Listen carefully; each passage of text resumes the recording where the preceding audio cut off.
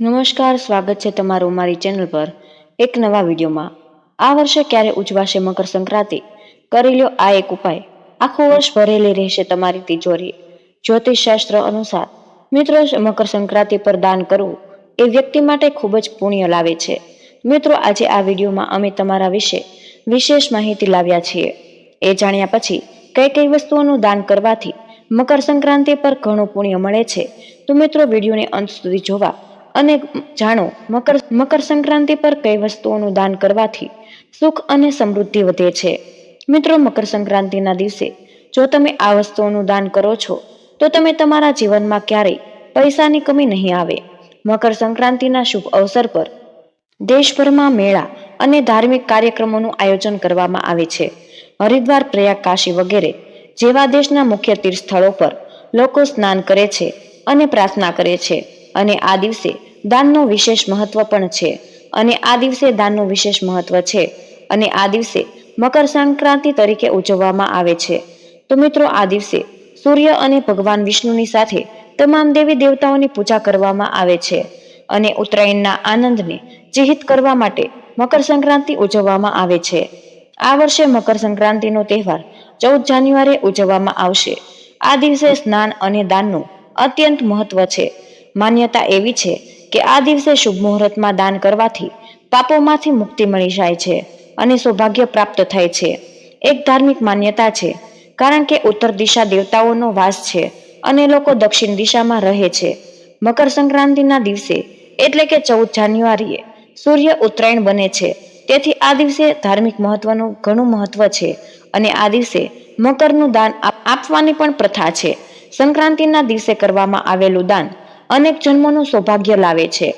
મિત્રો, પૂજા અને દાન સંબંધિત તમામ કાર્યો પૂર્ણ કરતી વખતે જો મુખ્યમાં કેટલીક વસ્તુઓનો સમાવેશ કરો તો ખૂબ જ શુભ અને આ દાન કરવાથી પણ સારી ગતિ મળે છે અને પરિણામ પણ સ્નાન કર્યા પછી દેવી દેવતાઓનું સ્મરણ કરવું જોઈએ અને પછી દાન આપો। આ દિવસે વિવિધ પ્રકારના દાન કરવામાં આવે છે। દરેક વ્યક્તિએ યોગ્યતા મેળવવા માટે આ તકનો લાભ લેવો જોઈએ। મિત્રો, શાસ્ત્રોમાં ઝીણવટપૂર્વક જણાવવામાં આવ્યું છે, તો ચાલો જાણીએ કે મકર સંક્રાંતિ પર કઈ વસ્તુઓનું દાન કરવું ખૂબ જ શુભ છે। તમારા માટે જીવનમાં દરેક ક્ષેત્રમાં સફળતા અને સમૃદ્ધિ વધશે। તો મિત્રો, તે પહેલા વિડીયોને લાઈક કરી ચેનલને સબસ્ક્રાઇબ કરી લેજો। નંબર 1, તલનું દાન કરો। મિત્રો, મકર સંક્રાંતિના દિવસે તલનું દાન કરો। સંક્રાંતિને તિલ સંક્રાંતિ તરીકે પણ ઓળખવામાં આવે છે, તેથી મકર સંક્રાંતિના દિવસે તલનું દાન કરવાથી સૌભાગ્ય પ્રાપ્ત થાય છે અને તમારા કાર્યોમાં પવિત્રતા, પ્રકૃતિનું સંતુલન પણ દર્શાવે છે। દાન દ્વારા આધ્યાત્મિક ક્ષેત્રમાં પ્રગતિ થાય છે। વ્યક્તિને જીવનમાં કોઈ પણ પ્રકારના ઋણમાંથી મુક્તિ થવાનું સમ્માન મળે છે। આ દિવસે તલનું દાન કરવાનું મહત્વ છે તે દિવસો કરતાં 10 ગણું વધારે છે। જો તમે અન્ય કોઈ દિવસે તલનું દાન કરો છો તો મકર સંક્રાંતિ કરતાં તો આ દિવસે તલનું દાન કરવાનું મહત્વ વધુ છે। હા, જો તમે તલનું દાન કરો છો તો તમને પુણ્ય મળે છે, પરંતુ મકર સંક્રાંતિના દિવસે આ ગુણદોષ 10 ગણો વધી જાય છે। મકર સંક્રાંતિના દિવસે બ્રાહ્મણોને તલથી બનેલી વસ્તુઓનું દાન કરવું ખૂબ જ શુભ કહેવાય છે। તેની પૂજા થશે અને તલનું દાન કરવાથી જ તે પ્રસન્ન થશે। આ દિવસે ભગવાન સૂર્યની પૂજા માત્ર તલથી જ કરવી જોઈએ અને માત્ર તલનું દાન કરવું જોઈએ। આ દિવસે તલનું દાન કરવાથી શનિ દોષ પણ દૂર થઈ જાય છે। નંબર 2, મકર સંક્રાંતિ પર મિત્રો ગોળથી બનેલી વસ્તુઓનું દાન કરવું ખૂબ જ શુભ માનવામાં આવે છે, કારણ કે તે સમય સાથે સંબંધિત અને આ દિવસે ગોળીનું દાન કરવું સૂર્યના શુભ ફળ માટે ખૂબ જ શુભ માનવામાં આવે છે। જીવનમાં મધુરતા વધે છે અને સંબંધોમાં અંતર પણ સમાપ્ત થઈ જાય છે। સમયસર ગોળનું દાન કરવાથી માન સન્માન મળે છે, સમાજમાં કીર્તિ અને સફળતા મળે છે। ગોળનું દાન કરવાથી જીવનમાં નકારાત્મક અસરો પણ દૂર થઈ જાય છે। હિન્દુ ધર્મમાં મીઠાઈને ખૂબ જ મહત્વ આપવામાં આવે છે। તમામ શુભ કાર્યો માટે કોઈ પણ શુભ કાર્ય કરતા પહેલા શરૂઆત મીઠાઈથી ચડાવવામાં આવે છે, તેથી મકર સંક્રાંતિ પર ગોળનું દાન કરવું શુભ માનવામાં આવે છે। નંબર 3, કપડાનું દાન કરવું આવશ્યક છે। મિત્રો, મકર સંક્રાંતિના દિવસે વસ્ત્રોનું દાન કરવાથી વ્યક્તિના પરિવારની સંપત્તિમાં વધારો થાય છે। જો આ દિવસે લાલ રંગના કપડાનું દાન કરવામાં આવે છે તો વ્યક્તિને સમૃદ્ધિની સાથે ધનની પણ પ્રાપ્તિ થાય છે। જીવનની મુશ્કેલીઓ દૂર થઈ જાય છે। આ દાન વ્યક્તિને જીવનમાં દરેક સંકટમાંથી બચાવે છે. સંક્રાંતિ પર જરૂરિયાતમંદ વ્યક્તિને જો તમે દાન કરો છો તો ધ્યાન આપો કે આ કપડાં જૂના કે ઉપયોગમાં લેવાતા ન હોવા જોઈએ. નવા વસ્ત્રોનું હંમેશા દાન કરવું જોઈએ. આ વાત આપણા શાસ્ત્રોમાં પણ કહેવામાં આવી છે. મકર સંક્રાંતિના દિવસે મગ જેવા અનાજનું દાન પણ શુભ માનવામાં આવે છે. આવી વસ્તુઓને જોડીને દાન કરવાથી વ્યક્તિના જીવનમાં ધનની કમી નહીં આવે અને વ્યક્તિનો પરિવાર હંમેશા સમૃદ્ધ રહેશે. આ અનાજનું દાન શુક્ર ગ્રહને શાંત કરે છે. મિત્રો, સંક્રાંતિનું નામ ખીચડીનો તહેવાર પણ છે. ખાસ કરીને પ્રકૃતિને આ દિવસે ગરીબોને ખીચડીનું દાન પણ ખૂબ જ શુભ માનવામાં આવે છે. દાન કરવાથી તમને દીર્ઘાયુષ્યનો લાભ મળે છે. આ ખીચડીનો પ્રસાદ ખૂબ જ પૌષ્ટિક અને સુખદાયક છે અને ગોળ સિવાયની ખીચડીનું દાન મકર સંક્રાંતિના દિવસે કરવું જોઈએ.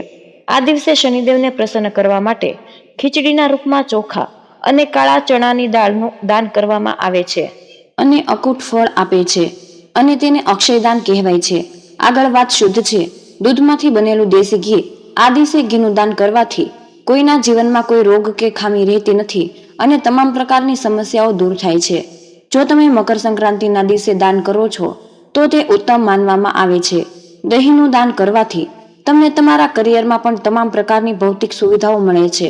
દાન કરવાથી પણ મોક્ષનો માર્ગ ખુલે છે. આ દિવસે દરેક વ્યક્તિએ પોતાની ક્ષમતા અનુસાર દાન કરવું જોઈએ. આ દિવસે તલનું દાન કરવાનું વિશેષ મહત્વ છે. મકર સંક્રાંતિને તલ સંક્રાંતિ તરીકે પણ ઓળખવામાં આવે છે. તલના દાનની સાથે મકર સંક્રાંતિ પર તમારે ભગવાન વિષ્ણુ, સૂર્ય અને ભગવાન શનિની તલથી પૂજા કરવી જોઈએ. ગરીબો અને જરૂરિયાતમંદોને ધાબળાનું દાન કરવું ખૂબ જ શુભ માનવામાં આવે છે અને મહાન પુણ્યના ભાગીદાર બનો છો. ધાબળો દાન કરવાથી રાહુની અશુભ અસરો તમારા પરથી દૂર કરવા માટે ઘણા ફાયદા થાય છે. જ્યોતિષશાસ્ત્રમાં ગુરુની પ્રિય વસ્તુ માનવામાં આવે છે, તેથી ગોળનું દાન પણ શુભ માનવામાં આવે છે. મકર સંક્રાંતિના દિવસે ગોળ ખાવો પણ ખૂબ જ શુભ માનવામાં આવે છે. આમ કરવાથી શનિ, ગુરુ અને સૂર્યની તમામ અશુભ અસર દૂર થઈ જાય છે. તો મિત્રો, જાણો મકર સંક્રાંતિ પર સ્નાન અને દાનનું શુભ મુહૂર્ત. મકર સંક્રાંતિ પર દાનનું શુભ મુહૂર્ત સવારે 9:03 વાગ્યાથી સાંજના 5:56 વાગ્યા સુધીનું રહેશે. મકર સંક્રાંતિ પર મહાપુણ્યકાળનું શુભ મુહૂર્ત સવારે 9:03 થી 10:48 સુધી રહેશે. મકર સંક્રાંતિ પર સ્નાન માટે બ્રહ્મ મુહૂર્ત સવારે 5:27 થી 6:21 સુધી રહેશે.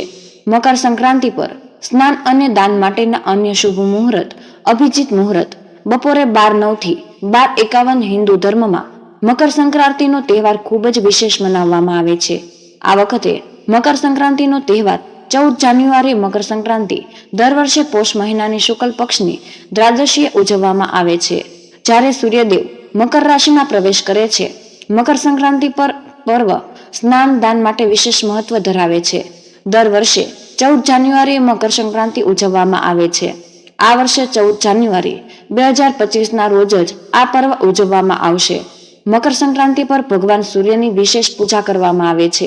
આ દિવસે સુખ, સમૃદ્ધિ અને સૌભાગ્યની પ્રાપ્તિ માટે વિશેષ ઉપાય કરવામાં આવે છે. તો આ અંગે ભોપાલના જ્યોતિષ તેમજ વાસ્તુ સલાહકાર પંડિત જીતેન્દ્ર કુમાર શર્માએ જણાવ્યું. મકર સંક્રાંતિ પર આ ઉપાય જ્યોતિષશાસ્ત્ર અનુસાર મકર સંક્રાંતિના દિવસે 14 કોટીને કેસરવાળા દૂધથી સ્નાન કરાવો. આ પછી તેમને ગંગાજળથી શુદ્ધ કરો અને એક દીવો ઘીનો અને બીજો તલના તેલનો દીવો લક્ષ્મીજીની મૂર્તિની સામે પ્રગટાવો. ધ્યાન રાખો કે જો તમે ઘીનો દીવો જમણી બાજુ રાખો છો તો તલના તેલનો દીવો ડાબી બાજુએ રાખો. આ પછી કોડીને હાથમાં લઈને 14 વાર ઓમ સકૃતાય નમઃ મંત્રનો જાપ કરો. આ પછી સાંજે ઘરના મુખ્ય દ્વાર પર તલનો દીવો અને તુલસીના છોડ પાસે ઘીનો દીવો રાખો. આ સમગ્ર વર્ષ દરમિયાન સુખ, સમૃદ્ધિ અને સંપત્તિની ખાતરી કરશે. જ્યોતિષશાસ્ત્ર અનુસાર મકર સંક્રાંતિના દિવસે સવારે વહેલા ઉઠો અને સ્નાન કર્યા બાદ ભગવાન સૂર્યની વિશેષ પૂજા કરો. રોલી, મોલી, લવિંગ, ગોળ, દૂધ, ઘી અને હળદર એક થાળીમાં રાખો અને સૂર્યદેવની પૂજા કરો. એક કળશમાં પાણી ભરો. એમાં કાળા તલ, અક્ષત, લાલ ફૂલ, રોલી વગેરે નાખીને તે પાણીથી સૂર્યદેવને અધ્ય ચડાવો.